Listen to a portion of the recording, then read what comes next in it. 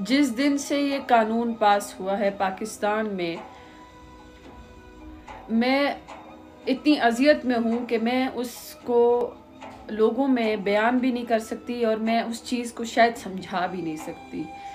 जब मैं सोचती हूँ कि औरत इस मयार तक गिर गई है, यहाँ तक औरत गिर गई है कि अब ये इस मयार पे औरत की पहचान होगी।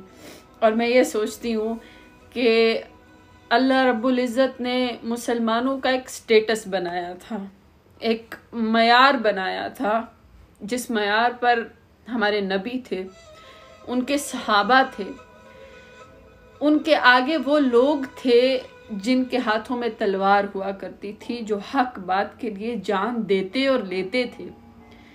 ऐसे ऐसे जंगजू गुजरे कि जिनके नाम से दुनिया लरजती थी।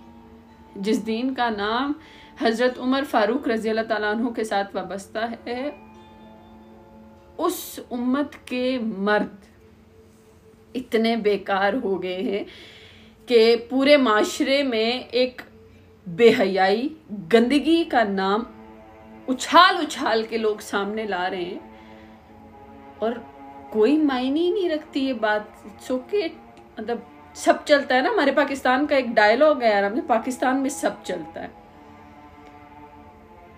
यकीन जानिए। हम इतनी बुरी तरह मुंह की खाएंगे कि सोच भी नहीं सकते। अक्सर लोग मुझे, मेरे वीडियोस में लोग कमेंट करके बाज़ोकात यही बात करते हैं कि आप रोती क्यों हैं। तो मैं यही कहूंगी कि काश मैं आपको समझा सकूं कि मैं क्यों रोती।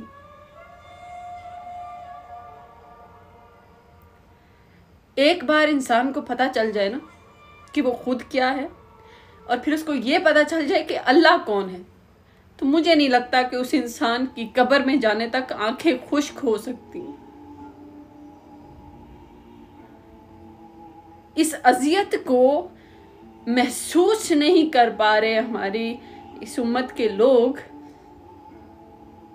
आप जानते भी नहीं हैं, आप महसूस भी नहीं कर पा रहे हैं कि ये कानून क्या है, ये लोग क्या करना चाह रहे हैं हमारे साथ। क्या बाकी रह जाएगा? आहिस्ता आहिस्ता दुपट्टे उतरे, कपड़े छोटे हुए, ड्रामे फिल्मों में ऐसे ऐसे नाच गाने हुए, और करते करते हम यहां पहुंच गए हैं। ये तक कबूल करने की सलाहियत पैदा हो गई है हमारे माशरे में। गर्क होना और क्या